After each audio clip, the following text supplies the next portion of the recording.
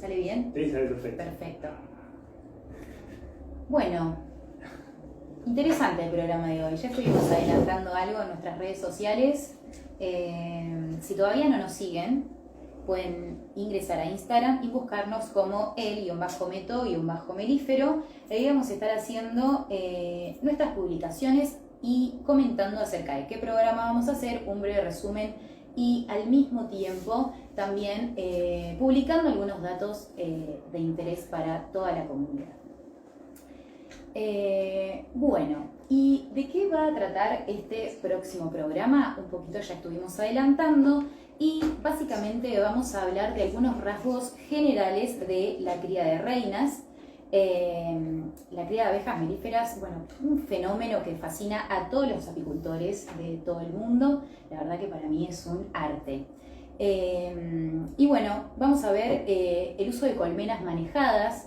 Y lo primero que se nos viene a la cabeza cuando hablamos de colmenas manejadas, bueno, es Apis mellifera, ¿no? Esa abeja que tanto nos da, nos provee servicio de polinización, miel, polen, jalea real, propóleo, entre otras. Pero bueno, todas las abejas que son de uso comercial son apis. Bueno, vamos a estar hablando un poco de las distintas abejas. Y bueno, y también vamos a hablar un poco de cuáles son las ventajas y las desventajas que tiene la introducción de especies polinizadoras en la agricultura, ¿sí? Y bueno, vamos a dar el pie a nuestro querido Matías Maggi. Al mayor. Al mayor. Bueno, gracias Cami. Ahí salimos. Gracias a todos por la paciencia. Queremos agradecer a Cien Flores de nuevo por el espacio. Lo pueden seguir en las redes. A Mati Rodríguez, acá nuestro operador, que hoy está a la par de Facu Ramos. Nosotros vamos rotando y haciendo la logística. Bueno, en realidad lo mío es bastante introductorio. Estuvimos metiéndole en grupo a las presentaciones ahí, debatiéndolas. Impresionante fue. Hasta el último momento acomodándolas. Pero bueno, les quiero comentar un poquito. Lo mío fue más orientado al desarrollo de las castas para comentar estas generalidades y después a una anécdota científica que refleja un poco esos debates que se dan en la ciencia desde el punto de vista de los investigadores. Vamos a ser un poco reiterativos hoy, pero queremos presentar de nuevo los polinizadores. ¿Qué son los polinizadores? Son cualquier individuo que efectúe la polinización. Tenemos aves, tenemos roedores, tenemos murciélagos, monos, mamíferos y obviamente las vedettes que nos convocan acá, que son las abejas. ¿Qué es la polinización? Bueno, es el proceso de transferencia de polen, que sería como la gameta masculina, como nuestros espermatozoides en los seres humanos, desde las partes masculinas de una flor a la parte femenina, ¿sí?, de la flor. Entonces ese es el proceso de polinización. Cuando es mediada por algún tipo de animal, es una polinización anemófila, como es este caso de las abejas, y bueno, a partir de este proceso se puede dar la fecundación. Y si no, pregúntenle a Cami, que está contando a través de su doctorado depósito de polen en flores de kiwi, ¿no? Algún día nos puedes comentar también de eso. ¿Cómo que no? Bueno, polinizadores y diversidad de abejas y números, por ahí le tira Grego algún breve pantallazo sobre eso, así que no me voy a meter. Sí les puedo decir que dentro de las abejas tenemos un montón de grupos, pero el que nos interesa a nosotros se conoce como Apoidea. Son nombres raros que ponen los seres humanos, los científicos, y siempre encasillando las cosas, pero bueno, los apoideos, ¿sí?, comparten una serie de características, que no los queremos aburrir, que involucran a subgrupos de abejas, denominadas familias, le decimos nosotros en la jerga científica de clasificación, que contienen a estas abejas que nos interesan, a las manejadas comercialmente, ¿no? Porque quizás, no sé, nos gustaría ver en el chat, pero que nos digan a ver qué tipo de abejas manejadas comercialmente conocen, a ver si por ahí estamos siendo redundantes. Pero bueno, dentro de estas abejas que después hablarán, tenemos megachílidos, tenemos abejorros, podemos tener algún silocopa, que es otro tipo de abeja que no sabemos si comercialmente ya está, pero algunos están haciendo intento de criar, y obviamente la que todos conocemos, que es la abeja melífera, Apis mellifera. Yo les quería comentar un poco de biología y desarrollo, como para dar un inicio a lo que es la cría de reinas en sí, desde el enfoque que le estamos dando nosotros, pero para que la gente y nuestros oyentes conozcan un poco cómo una abeja se desarrolla, tendríamos que hablar un poquito de, primero, dónde habitan, ¿no? Bueno, la gente se preguntará, seguramente lo sabe, pero habitan en nidos que forman en el suelo o en cavidades. Quizás algunos de ustedes han visto abejas que anidan en troncos, abejas carpinteras. Son muy prolíficas, cuando ponen huevos pueden poner hasta millones de huevos. Las abejas melíferas, como dato anecdótico, una reina puede poner en momentos de mayor producción hasta 1500 huevos por día, ¿sí? Y si vamos a más detalles, ella se fecundó en un solo momento de su vida, quizás con más de un zángano, pero ese evento es suficiente para que ponga esa cantidad de huevos en el tiempo. Y después las abejas pueden tener un cuidado parental, ¿sí? ¿Qué significa cuidado parental? ¿Alguien me ayuda ahí con eso? ¿O me explaya un poco más? Y que los progenitores se hacen cargo de la descendencia, ¿sí? Y eso es un pie para dar a lo que vamos a hablar ahora en un ratito nomás, a evoluciones en la sociabilidad de las abejas. Incluso ese cuidado parental viene de la mano de una alimentación progresiva. En muchos insectos, ¿sí?, lo que hacen son las hembras depositar los huevos y desentenderse. También pasa en los peces, por ejemplo. Pero cuando hay cuidado parental, se genera esa prolongación del tiempo entre los padres y la descendencia y hay un cuidado con una alimentación progresiva. En otras abejas eso tampoco pasa y lo que hacen es le ponen una batería de alimento y bueno, se van a hacer su vida las abejas. Siguiendo un poco con el desarrollo para explicar, podríamos hablar de las etapas por las cuales pasa una abeja, ¿no? Cualquier abeja, cualquier insecto en realidad pasa por diferentes etapas, conocidas como huevo, ¿sí? Todas las abejas emergen de un huevo. De ese huevo eclosiona una larva con diferentes tiempos de desarrollo que varía de la especie. Tiempo de desarrollo me refiero a cuántos días está ese individuo como larva. De esa larva se genera en las abejas un cambio de los más asombrosos en la naturaleza, que podría ser, y en realidad es muy similar a lo que vemos por ejemplo en las mariposas. Imagino que alguna vez se preguntaron qué hacen esos gusanos, por ejemplo en los sauces. Ahora en esta temporada de verano los sauces se llenan de orugas y esas orugas dan mariposas, y para que eso lo den genera esa transformación totalmente drástica y asombrosa naturaleza que es cambiar un hábito, por ejemplo, de individuos que comen hoja como larva, a ser después insectos polinizadores que se alimentan del néctar de las flores. Las abejas hacen lo mismo, pasan de larva, producen esta transformación drástica pasando por lo que se llama una pupa, que es un momento de quietud ahí en el individuo donde se producen un montón de cambios internos y ya vemos los inicios de una morfología de una abeja adulta. Si tienen la oportunidad, los oyentes que quieren saber un poquito más, googleen pupa de abejas y vean en sus buscadores el formato de una abeja en desarrollo. Después, a partir de ahí, viene el adulto. Y esta estrategia, estas metamorfosis en los seres vivos, este es el discurso que tengo armado en biología animal cuando damos clase. Me encanta. Que parece que uno que sabe mucho, pero en realidad lo dice siempre igual. Es una estrategia evolutiva de los seres vivos para explotar nichos diferentes. Entonces, una larva de un insecto explota un tipo de nicho que es del nicho, es un lugar donde se puede alimentar y desarrollar, y podríamos poner más técnico, no viene el caso. Pero bueno, las larvas de los insectos se alimentan de una cierta de recursos, y los adultos, por ejemplo, el caso de las mariposas, las abejas que vuelan, se alimentan de otro tipo de recursos y así evitan incluso la competencia intraespecífica dentro de la especie. Bueno, en el caso de los adultos pueden formar colonias, pueden ser solitarios, estamos hablando ya de las abejas, y en función de eso podemos saber diferentes tipos de vida. ¿Cuáles son las vidas? Las sociales, gregarias, ¿vos creo vas a hablar algo de eso? No. O sociales. Entonces me voy a explayar un poco más.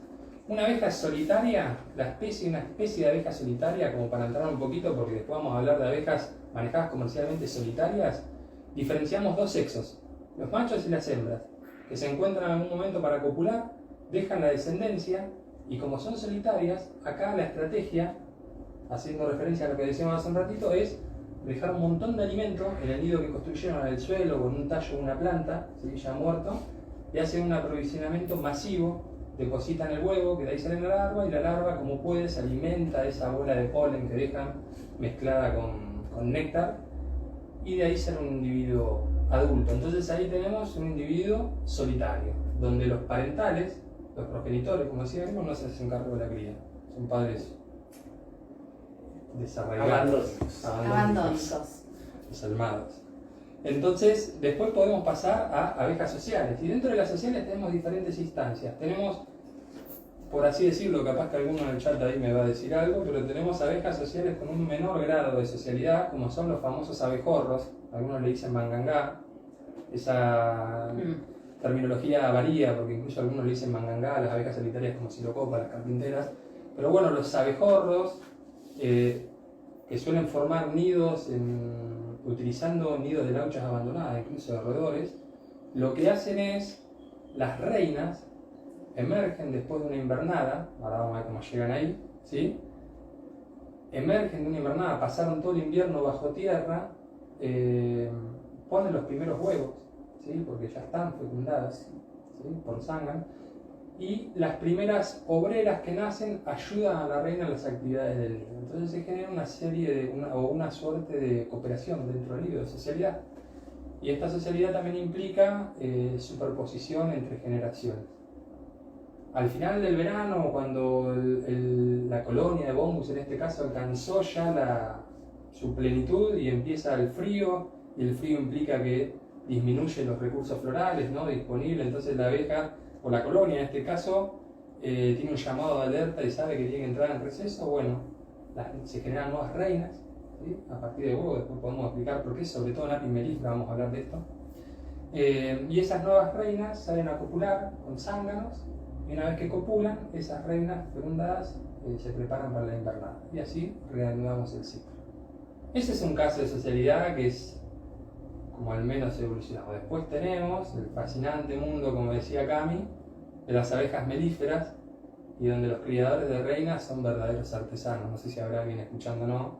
Aquel que crió reinas saben que es un trabajo 100% artesano. Y ahí lo que tenemos es en cierto modo esto que contamos, pero que ocurre todo el año.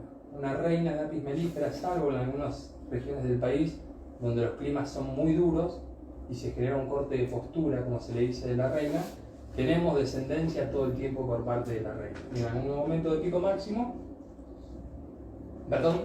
hasta poner, dicen los libros, 1500 huevos por día. ¿Sí? Si uno se basa, no sé, en Winston de 1986, en un libro de abejas, dice eso. Después los autores varían, e incluso pueden ser más. Entonces, en las Apis mellifera tenemos una producción de cría súper permanente.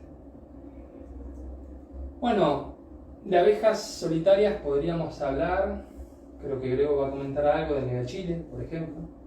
En una abeja social podríamos hablar, que creo que también Cami va a contar algo, de meliponas, Sí, muy brevemente, algo de abejorros, algo de Apis mellifera.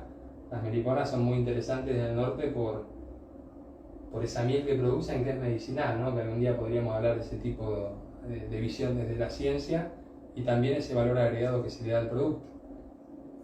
Y dentro de las sociales, como hablamos como de una cooperación dentro del nido, lo que ocurre, son diferenciación de castas.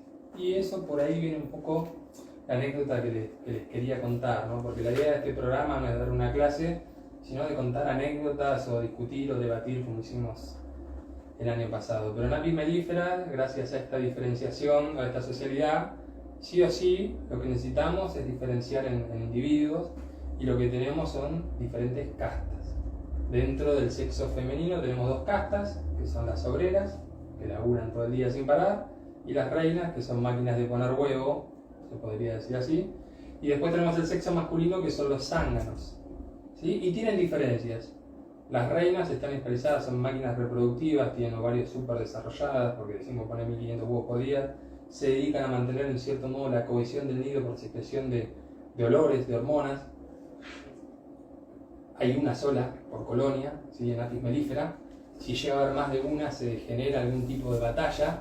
También podríamos hablar de las batallas de las reinas dentro de las colonias. Y después tenemos obreras, que hay miles, incluso hasta 120.000 obreras en su mayor plenitud de las colonias.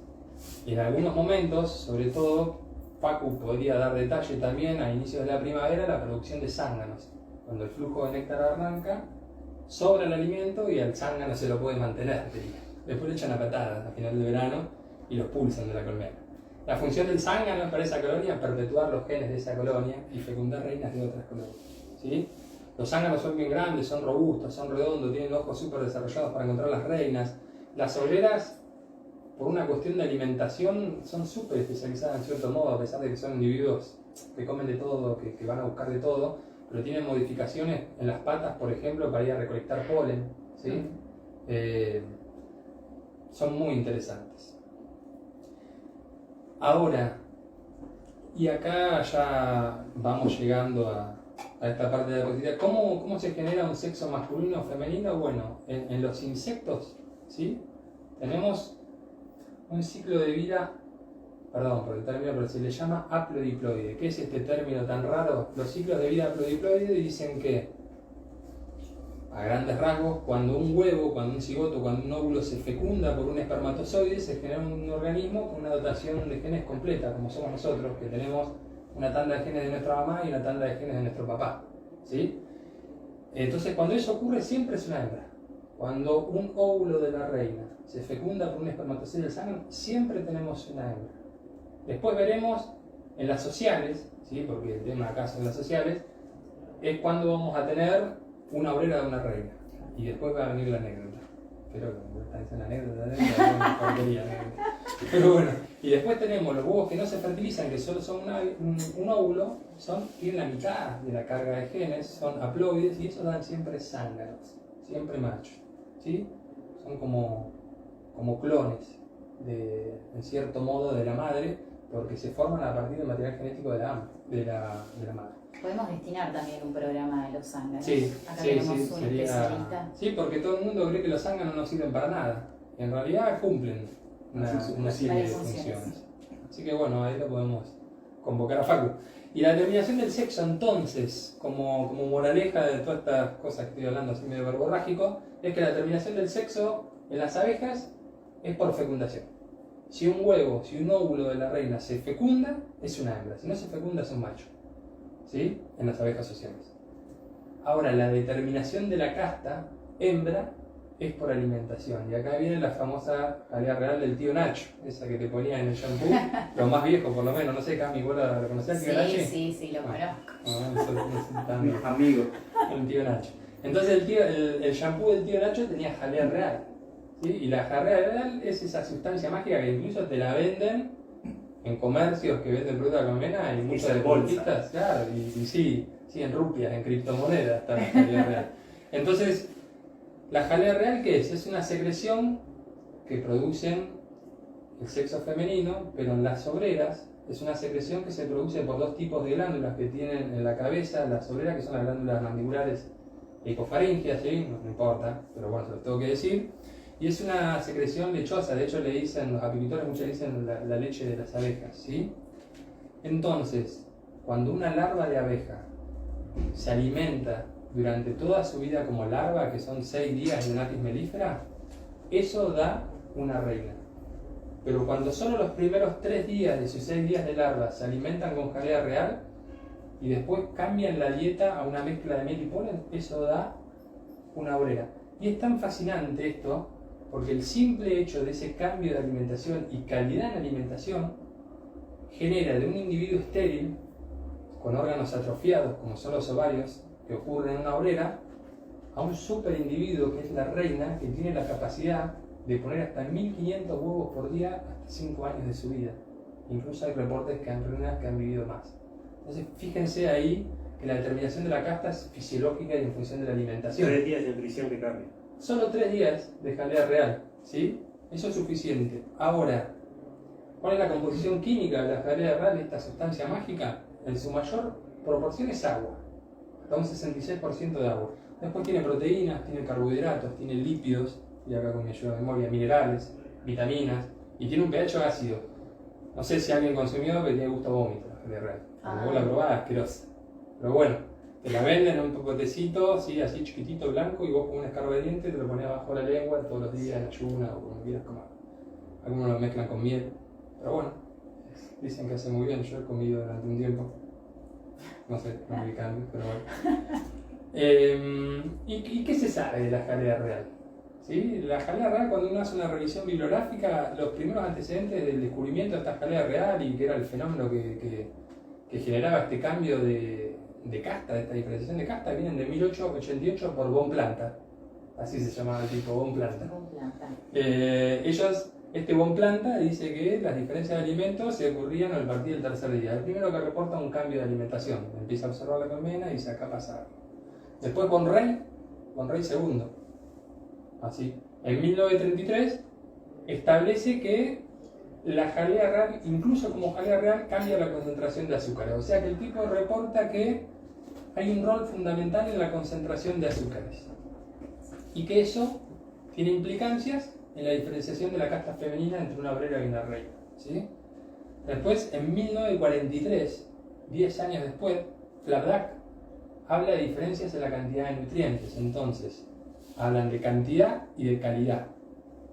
En el mismo 43, Haidar, ¿sí?, establece que una nutrición deficitaria, ¿sí?, en el desarrollo de las abejas genera individuos deficientes. Todo esto van reforzando lo que se sabe sobre este rol de la jalea. Y bueno, y así se va construyendo este conocimiento, pero nunca en la bibliografía, incluso es el día de hoy, se tiene bien claro si hay un componente estrella en la jalea real, hasta que aparece Kamakura. Los japoneses están en todas. Entonces Kamakura en el 2014, llamativo porque un solo investigador saca un artículo publicado en Nature que dice que la royalactina, que es una proteína que está en la jalea real, de 57 kilodalton, no sé, pero eso es el peso de las proteínas cuando uno hace una corrida electroforética, creo, y si no me van a salir a pegar en las redes, termina haciendo una serie de ensayos con una evidencia abrumadora cuando uno va a los datos complementarios, porque Nature tiene un formato donde tenés que informar mucho en poco contenido, pero después te dejan meter esa información suplementaria. Y bueno, el tipo pone evidencia abrumadora de tal manera que le publica en Nature, que no es poca cosa, ¿no? Y él dice que la royalactina, esta proteína, es el único ingrediente o el ingrediente responsable para generar una reina. Entonces hace una serie de ensayos, ¿no?, que se los voy a comentar. Dice, lo primero que mide es la calidad de la jalea real almacenada a diferentes tiempos. Y demuestra que una jalea real fresca contra una vieja pierde calidad. Entonces dice, bueno, ojo, entonces si pierde calidad es porque algo falta con el tiempo. Y ahí empieza a construir su... Esto lo estoy pensando yo, no sé si tipo pensó eso, pero bueno, vamos a ponerle un toque. Está muy bien. Contextualizado. Narrativo, sí. Entonces dice, bueno, si la jalea real pierde eficacia en el tiempo, quiere decir que algo se degrada. ¿Y qué se degrada con el tiempo? Proteínas. Las proteínas. Entonces el tipo agarra y empieza a estudiar proteínas, ¿sí? Y ve y mira los perfiles de proteína y qué tipo de proteínas se degradan en ese tiempo y identifica 3 proteínas de diferentes pesos, entre ellas la royalactina, como él le llama, ¿sí? Y termina diciendo, bueno, esta es la única que se mantiene y cuando yo la mantengo se me generan reinas. Por otro lado, después compara vitaminas, carbohidratos, lípidos y ve que ahí no hay diferencias entre un tiempo y otro. Entonces empieza a construir su hipótesis. Y después hace un nuevo ensayo criando abejas y las termina alimentando con diferentes dietas. Cuando pone y saca la royalactina, el tipo demuestra que es la molécula que cuando la agrega te genera reinas o individuos parecidos a reinas, porque cualquier cría in vitro que uno hace con reinas generas organismos ahí que no son una reina verdadera, pero es lo mejor que te puede acercar.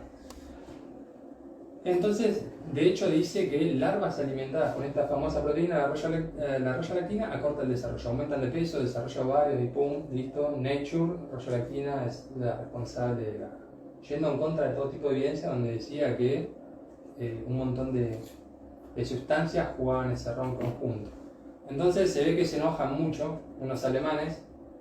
4 años después sacan una publicación en respuesta a Kamakura y dicen royalactina no es un generador de reinas, y lo publican en Nature y directamente le responden a Kamakura replicando todos sus ensayos. Perdón, y para contextualizar a la gente, Nature es como si fuese el tope de gama para las publicaciones científicas. No es que estaban tirándose fuego en algo... No, van a Nature el tipo, que es lo mejor de supuestamente los journals científicos, ¿no?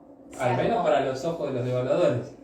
Entonces ahí, uno de los más conocidos, aquellos que son científicos y eso, está Robin Morris dirigiendo esta investigación y los tipos están muy enojados. Están muy enojados porque salen a hacer ensayo por ensayo y cuando vos lees el trabajo, lo primero que dicen es sorprendente que después de décadas de investigación que dejan claro que no hay una única molécula haciendo la diferenciación de reina, se ponga en tela de juicio con el trabajo de Kamakura. Ustedes dicen, tenés décadas de evidencia y vos salís a decir que la roya-lactina es la única responsable.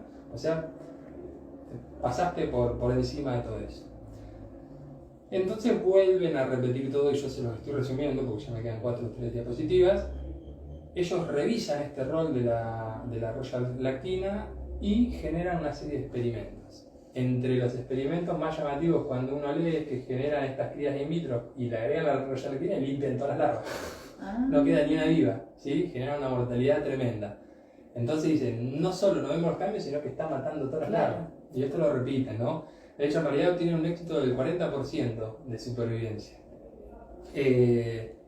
Y vuelven a decir, es sorprendente que el 100% de éxito de Kamakura en la cría de reinas haya sido la más alta en la historia de la investigación. Claro. O sea que hay una guerra ahí, yo no sé si se tenían bronca o qué, pero fue duro el debate. Es más, dicen, es la tasa más alta de reinas criadas in vitro en 6 décadas de investigación, en 60 años. Bueno, obviamente después de una serie de estas evidencias concluyen que la roya-lactina no está involucrada y retoman la hipótesis de la cantidad y calidad de nutrientes y conjunto, algo así como esa homología al conjunto de estresores que explicaba el declive, como vimos en los episodios anteriores, pero bueno, que los azúcares, incluso en la jalea real, la cantidad y la concentración y otro montón de moléculas que están dando vuelta ahí son claves en el desarrollo de la castas. ¿Sí? Y bueno, esto no termina acá, sino que les traje un último trabajo, pero muy por se los comento, es que no lo dejan en paz a Kamakura y después en la Universidad de Australia, no sé si es australiana, pero Maleska, parece rusa, Richard Maleska, saca un review sobre, dice, Beyond roya-lactin and a master-induced explanation of phenotypic plasticity in honey bee. Bueno, atrás de la roya-lactina van, ¿no? Y hace una revisión de ese trabajo pegándole a Kamakura, más o menos, y diciendo, poniendo todo otra vez en tela de juicio el trabajo de Kamakura y reforzando esto de el conjunto de moléculas en la carrera real como definidores de una casta como la reina. Así que bueno, un poco lo de hoy era traer esta anécdota sobre, primero conocer un poco la diferenciación de castas y cómo son las socialidades, pero después la anécdota de cómo incluso dentro de la ciencia hay batallas entre investigadores y hay grietas, en cierto modo, ¿no? Así sí, no hay dudas. Bueno, tampoco no hay dudas de que Kamakura se volvió famosa. Es una buena manera de Kamakura, por ahí fue el tipo más odiado incluso en la ciencia. Así que bueno, eso era todo lo que teníamos para hoy.